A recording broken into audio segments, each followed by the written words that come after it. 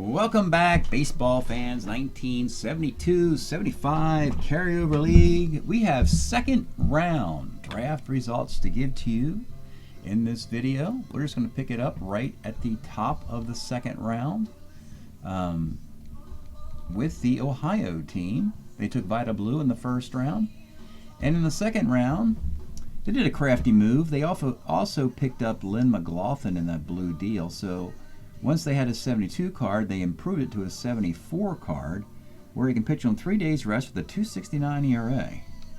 You combine that with Vita Blue and Larry Demiri, and this team's getting some quality pitching suddenly for being the worst team in the league a year ago. So that's what they did in the second round. The next team up, the second team, was Florida. And they did a very interesting move here. They selected 1974 Ed Figueroa, who had just a decent start to his career, a 3.67 ERA in 105 innings for Ed. But the theory is that you get him because the New York Yankees and the California Angels also had claims in on him, but of course Florida drafts well before them, so they get the guy. We know Figueroa gets a couple of rings, I believe, with the Yankees in 77, 78. He's on the Cy Young list, wins 20 games. So Florida gets him young here, and they can hold on to him and get that success, or he becomes a great trade chip. They could not get his 75 card. The Yankees still possessed that no more. Once the Florida drafts a guy, then the Yankees lose all rights. But you can't get him in a 75 because you already got Willie Montanez and Tom Bergmeyer in a 75. Let's go down to the third team. Kansas City is, well, you know what? This is a nice pick. They improved George Brett because they didn't really know what else to do in the first round. In the second round, they took what I think is Paul Splittorff's one of his best years in Kansas City, not in one loss or ERA, basically WHIP.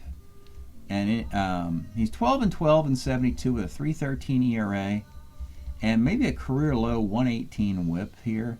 He would win 20 games in a future year, but not, his card's not really that as good as this one. So Paul Splittorff, 72 Splittorff, goes to the Royals. Texas Rangers. I like what they did here. Really got a super solid bullpen, went from mediocre to one of the best tandems at the back end. They took 74 Steve Foucault as a 24-year-old first-year player. He has a 2.24 ERA in 144 innings. That's no fluke. That's a full season, one of Foucault's best for Texas. And then, of course, they had the rights to Paul Lindblad.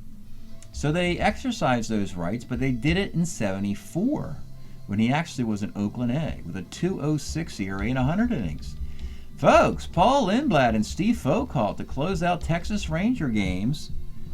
All they got to do is get a lead and put some good defense on the field. No, they can't. But they can get a lead, and then they have a great way of finishing games, the Foucault and Lindblad. Fifth pick, and the Las Vegas team they've really been harvesting defense in the last few years. Wes Parker, a 1E5 first baseman, joins ones Aurelio Rodriguez and Ed Brinkman in the infield, along with Ken Berry and Mike Anderson in the outfield. They have a 2 at second and a 2 in left field, and that's it. The average defense for Las Vegas's defenders is like 1.8 or something like that. I don't know. It's crazy town. But so yeah, Las Vegas will have the greatest defense in Strat. Not much else though. Let's see. But yeah, Wes Parker's last year, I don't know if he just got hurt, but he was very effective in his final season. I mean, they kicked him out because Steve Garvey showed up. But he had 502 plate appearances, hit 279, 367. No reason to, retire at age 32, but I guess he did. Vegas also exercised their 8th round pick in the same year by taking former Met Danny Frisella, a nice righty setup guy known for getting lefties out. All right, next, Boston with the big offseason move, and they punched the ticket right here. They made a big trade with the Pirates in the offseason to acquire the last pitcher on the mound in the World Series in Game 7. That's right, Steve Blass. Historically, he was on Game 7 against Baltimore in 71. In my league, it was versus Detroit, same result. He won it, and the Pirates promptly traded him away because they looked in their crystal ball and they discovered that he's not going to be very good in a few years. So they decided to trade Blass and keep Bruce Kison. Boston exercised their 8th round pick at the same time by selecting Rick Wise, a starter 9 in 72. Boston's got pitching. They also have Louis Tiant with a sub-2 ERA and the spaceman Bill Lee. Look out for the Red Sox trying to make a big comeback after a disappointing season a year ago. The Dodgers did Dodger things. They've been following this drafts over the years. They like to improve guys they already have instead of adding new guys. It was they did that with Don Sutton and Jim Brewer. They did it with Joe Ferguson and Steve Garvey, and now they're doing it with Bill Buckner, turning him from a 4 outfielder to a 1 outfielder. And Steve Yeager's 1974, probably Steve's best overall season. -3 arm catcher, 266 average, 771 OPS. Wasn't a big hitter in his Dodger tenure, but this was a nice year for him in 74. The Big Red Machine just does Big Red Machine stuff. This is just like reading a history book. So, yeah, they added Joe Morgan, they added George Foster, and they added Tony Perez and Jack Billingham. So they're just doing the things they're supposed to be doing. Next round, they'll add Don Gullett. And I don't know what they'll do after that. But anyway, yeah, the Reds are getting the Big Red Machine together. They won the World Series 2 years ago. They missed the playoffs altogether, drafting 8th. What an embarrassment. Talk about riches to rags, the Big Red Machine. So they plan to make an attempt to go back to the World Series after missing a year. Sort of like 70 and 72 and missing in 71. All right, fans of the Seattle Mariners should enjoy these draft picks they are making. So they started with Glenn Adams, a hot 300, 856 DH type, but Skip Lockwood with a 149 ERA as a closer. They pulled a Dodgers by improving 2 guys they had. Steve Busby, a guy discarded by Kansas City, because basically Dennis Leonard would replace Steve Busby, and the Royals just didn't even want to get started with him. Busby went to the Reds last year. He was awful. He got traded to Seattle along with Ross Grimsley in the offseason, but Seattle bumps him up to a 74 card where he's a 22-game winner, folks.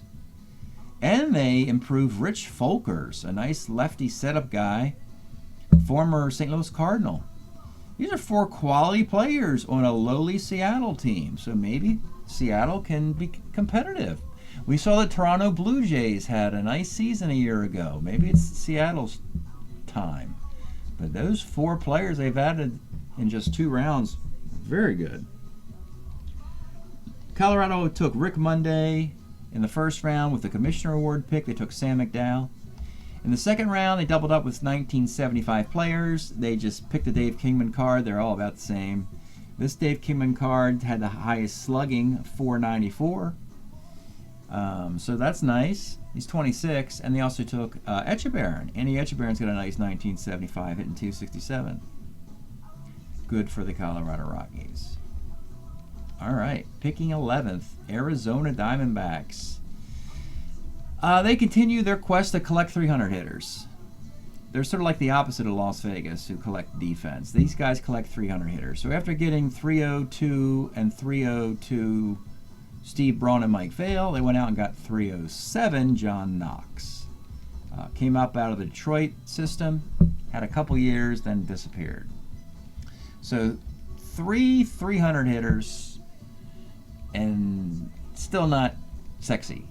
If that's even possible, but yeah, we'll see. California picking 12th. Now I like what they did. They got Mickey Rivers into his 75 card where he is a double-A stealer. That's right, he steals 70 bases. I think he leads the league in 75. So he is patrolling center field now every day for the Angels. He used to be in a platoon, and while he did that, they also improved Don Baylor, who, by the way, he would have still been in Baltimore and then gone to Oakland. And then doesn't show up until California until the late 70s. Well, we're going to have Baylor in California the whole time. And he's going to have this card.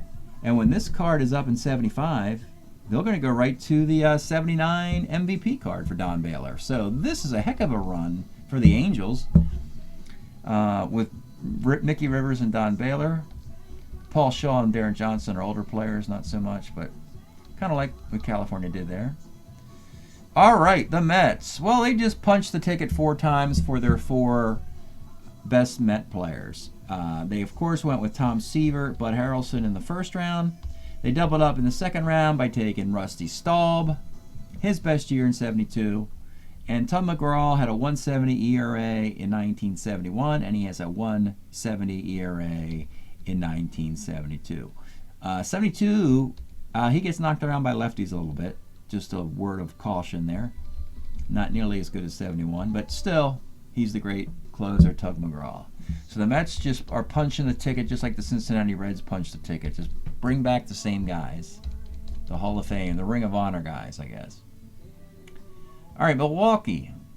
For years, Milwaukee has sent Ken Sanders to the All-Star game as their lone representative. Because he had an ERA below 2 a few different times. They selected him here. He's got an ERA of 3.12. He can still be their closer, along with Don McMahon.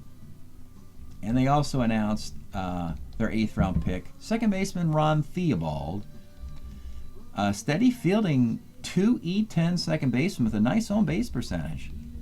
He hits 220, but he's got a 342 on base, 120 points better. We all love to see cards like that. Just get on base in front of somebody. All right.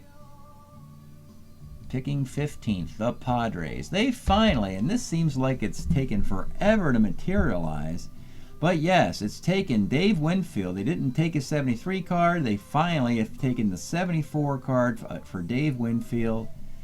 Still don't understand why the defense is so bad. I thought he was always great defensively, but apparently not. So that's what slowed him down. He's only 22 years old. They're expecting a lot, I guess, to get Gold Glove defense out of a 22-year-old guy. But he's got a 756 OPS in 74. And they moved Ollie Brown to Milwaukee to make room for him in right field with that big arm. They also improved Enzo Hernandez on 2 fronts. Number one, he was below the Mendoza line previously. Shocker. But in this year, this is the best year for Enzo, 74. He's a 2E27 shortstop, and Enzo is a double-A stealing shortstop. So teams are loading up on double A's suddenly. We're seeing teams wanting to go for some speed, if you can find it. All right.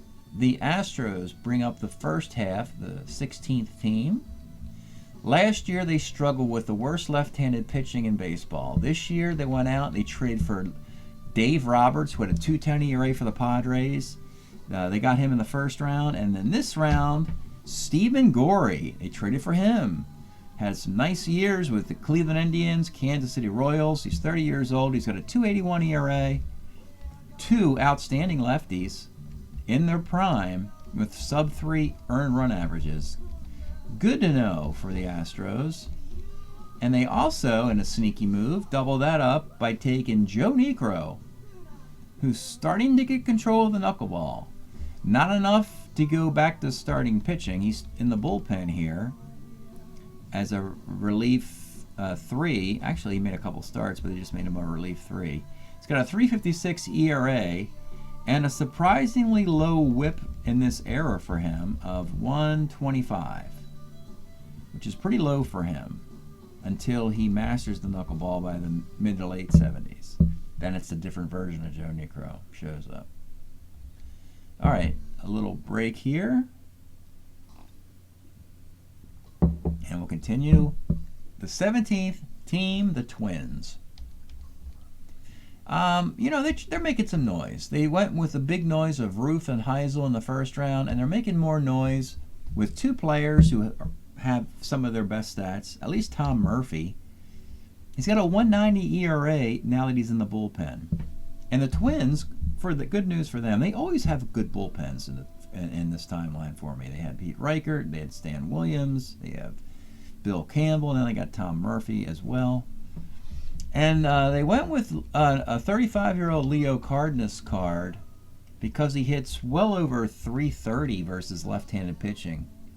And that's what they want to do. They're going to just have him as a platoon infielder and a reserve infielder. He's not going to bat versus right-handed pitching. Cleveland with the 18th pick. Oh, they doubled up. Making some good Cleveland moves here. They got some tough sledding to get past those defending AL champion Detroit Tigers. Cleveland's got the best chance in the division to do it, I guess. They went and traded Chris Chambliss for Fritz Peterson, a lefty, 250 innings, can pitch on 3 days rest, a 3.24 ERA, joining Dick Tidrow, and of course the Perry brothers, Gaylord and Jim. So some really good starting pitching in Cleveland. And they weren't done because they also took Ray Lamb, a 27-year-old relief starter with a 3.09 ERA. Really nice pitcher, a righty who gets lefties out. You love to see those kind of guys. He's stuck in the bullpen because there's no place in the rotation for him, and that's a good problem to have if you're Cleveland. So Cleveland's doing some fun stuff in this draft. I enjoy this team. All right, now another team in the best division in Strat-O-Matic, which is the National League North, home of the Cincinnati Reds, the Pittsburgh Pirates, the Chicago Cubs, and the St. Louis Cardinals. And look, St. Louis is not their timeline. I get it. This is not a good time to be a St. Louis Cardinal. But they are throwing some levers and switches here, folks. They are making some exciting moves to make this Cardinal team. It just missed the playoffs a year ago. Remember, they got the AAA 118 stolen bases to Lou Brock. They added the young Bob Force to the bullpen this year. He'll be a starter next year. But then he decided to do something really wild in this round. They improved Ted Simmons to a 75 card where he hits 332, 887 OPS. And while they were at it in 1975, they decided to go with Al Hrabowski's best year. The Mad Hungarian, 13-3 with a .166 ERA. So arguably you got Simmons, Hrabowski in their best years. Lou Brock's got 118 stolen bases. You had Bob Force, along with Bob Gibson, Sonny Siebert, John Curtis. They're trying, folks. I mean, St. Louis is not going to sit in last place. They're not. It's not going to happen. They're going to fight and scratch in the wild National League North, where somebody has to finish third and fourth. I don't know who it's going to be. It was the Cincinnati Reds. Think about that.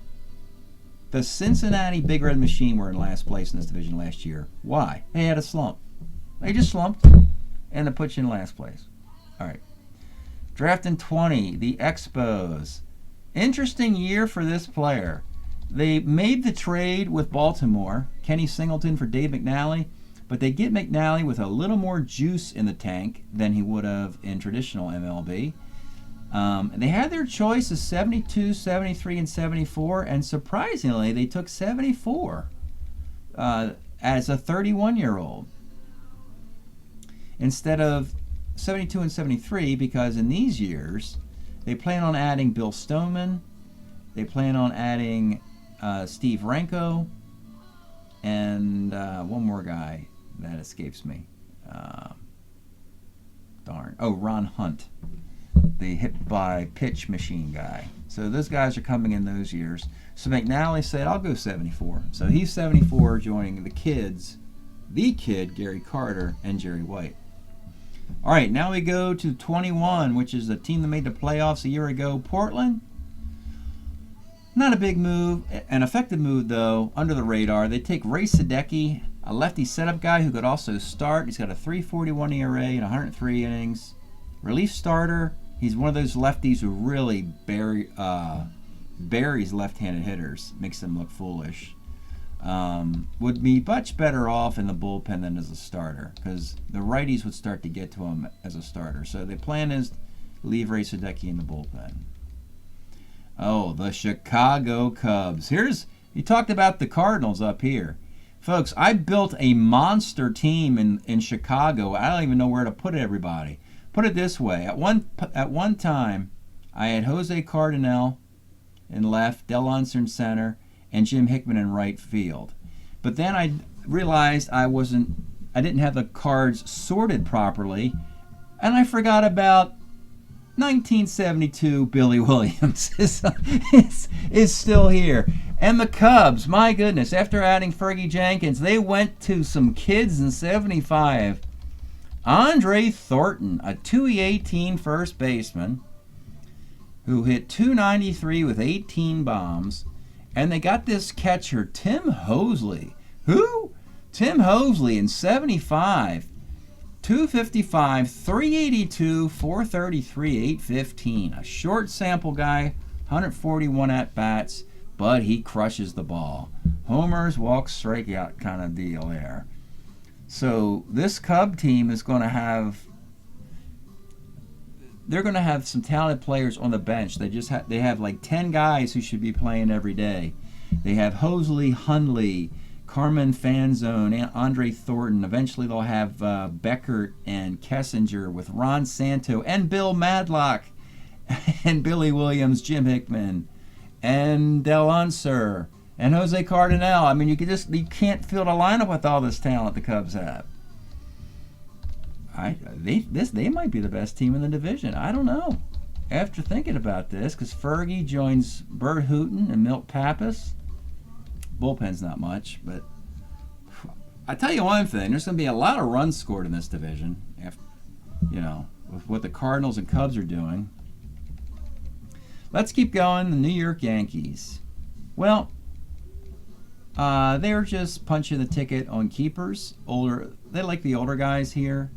They went with Mel Stottlemyre, his 73 card. He could still pitch on 3 days rest. With a 3.07 ERA, he's a starter 8. He still will be the ace, I predict. He lost, his teammate Fritz Peterson was traded away, so Stottlemyre will have to carry the load in New York. Next up, the Blue Jays. Oh, they added a lefty starter from their own keeper list from a year ago. They had Clyde Wright. They have Clyde Wright again. And basically, they have 2 really good lefty starters in this rotation. They could give Baltimore a run for their money. Basically, Baltimore was living and dying in the American League East with Palmer, Cuellar, and McNally. They traded McNally, and now they just have Cuellar and Baylor Moore. And frankly, Jerry Royce and Clyde Wright might be better than what Baltimore has. Because Jerry Royce has a 2.54 ERA, and Clyde Wright's got a 2.98 ERA. So yeah, the Blue Jays, they were a surprise wild card team a year ago. They got a lot of work to do year in and year out. When you're an expansion team and you don't even have a farm system, you're just getting lucky with some free agents. They have to hope for that again. All right, the Giants are old. They're old, but they're good. They're aging well. Maybe they're like the National League version of the Detroit Tigers.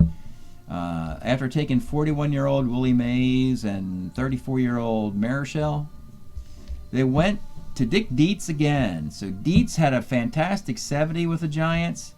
Then in 73, he has a fantastic year with Atlanta, but the Giants are going to hold on to this card. Look at these numbers, folks. Dick Dietz is 73. 295, that's batting average.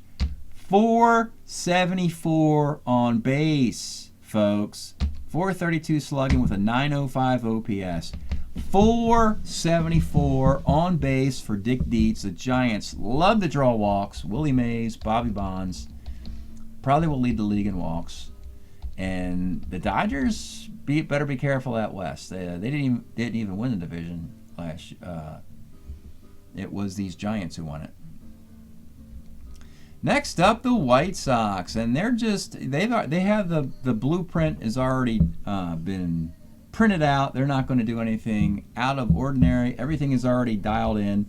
Rich Gossage, Brian Downey in round 1. They went Wilbur Wood here, a guy who's allowed to pitch on 2 days rest. I'll probably exercise that in the playoffs, maybe not in the regular season. And they also added Tom Bradley. Eventually, they're going to add Bart Johnson and Bill Melton to this mix. So they have a plan, and then they're only going to need 2 more guys, and they can start playing. So the White Sox have been to the playoffs. They got close, but slumped in the playoffs the last couple of years. Oakland A's. which was the White Sox rival in '72. Oakland A's. Not really super incredible. They already have a really talented team, so there's not a lot you can really add to it. They were forced to put Claudell Washington in center field a year ago because Bill North was stolen from their farm system in the expansion draft. So they decided to improve Claudell Washington. Well, his defense doesn't get any better. It might even get worse. But the good news is he's now a .308 hitter, and he's an ace stealer. And probably would have been I think he would have been a double-A stealer, but he got thrown out stealing too much. So, column S, let's see here. Yeah, well, he had 40 stolen bases, but it got cut down 15 times. I guess he missed being a double-A by just a little bit. So he's a single-A stealer. They also got Jim Todd, 1975, really nice year, 2.29 ERA in 122 innings.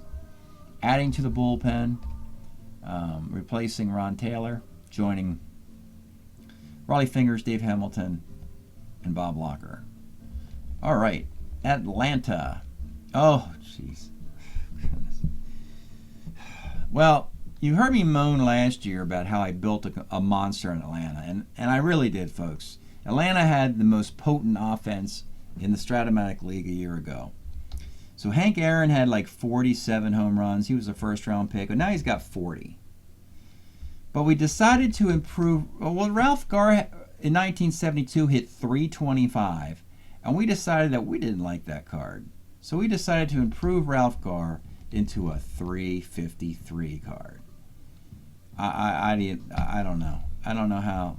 Sometimes you see these cards and you're thinking that it's going to break the league. You know, like you can't have all these guys on one team at the same time. It's going to, the league's going to break. So Atlanta went to the divisional round, but they did not go to the League Championship Series. That leaves us with the final four teams that went to the LCS and World Series a year ago, beginning with the surprising Philadelphia team. This was a cool move. So Pat Dobson, they traded Grant Jackson to the Orioles for one of Baltimore's 4 20-game winners of 1971. Pat Dobson went to the League Championship Series. Dobson's card was up. Dobson got re-signed, a one-year deal for $72. And guess what, folks? He might be better. So what's his one-loss record? Did he win 20 games? No. He was 16-18 for a Baltimore team that couldn't hit a bull in the you-know-what with a shovel. They stunk up the joint, and all of Baltimore's pitchers, put it this way, Dave McNally had a .295 ERA for Baltimore, and he was eighth best ERA on his team. Dobson, .265 ERA, really nice card. What's the whip on this? Buck 077. Buck 077 whip for Pat Dobson. He's gone to Philadelphia. That's a great move for them. Baltimore's up next. And they're like, yeah, whatever. We got pitching everywhere. You can have Pat Dobson. It doesn't matter. we added Wayne Garland, who's going to win 20 games in 76. And oh, by the way, in 75, they added this cat, Dyer Miller. Who? Dyer Miller. 1975 Dyer Miller, .272 ERA. What's the whip here? A buck 03. Joining Wayne Garland's buck 03 whip. They just it's like they just write a new name down on the paper. It's like they can just, you put a Baltimore jersey on, you're going to have a sub-3 ERA and one whip, roughly. So, yeah. That's why they ended up getting rid of Dave McNally, obviously. It's too much talent. All right. 2 more teams to go. The Tigers. Okay, nothing's flashy here. So in the first round, they did their damage with Al Kaline and Norm Cash. 37 and 36-year-old players who think it's 1968 every year. It's 68 Tigers, all through the early 70s. This time they went with Mickey Stanley. 1975, he hits .256. He hits right-handed pitching better than left-handed pitching. One of the problems we're seeing with the Tigers is by the time you get to 1974 or 75, the fairy dust runs out on the Tiger franchise. Oh boy. So if they want to go back to the World Series, this might be the last chance, and that window might slam shut. So that's where we're looking at with Detroit, with not much in the tank in 74 and 75. Next year, they'll have the Bird. Mark the Bird Furge will be in town next year. That'll be good. All right, and last, and certainly not least, and probably the best story of this draft, the second round pick, the last pick of the second round for the World Championship Pittsburgh Pirates. They took Willie Stargell in the first round, and they only selected one player again as a way to honor the player. Roberto Clemente, 1972, his final year, his final Strat-O-Matic card after a tragedy at the end of the year of 72, takes his life, but he gets to play one more year in the league, and they let him go out with the best defense you can have. He's a 1-5 E0 in right field at age 37, hits .312, 835 OPS. One more year, the farewell tour for Roberto Clemente as the Pirates try and repeat as world champions in the carryover league. All right, that's second round action. Thanks for checking this out. We'll be back with the third round in a few days. See you then.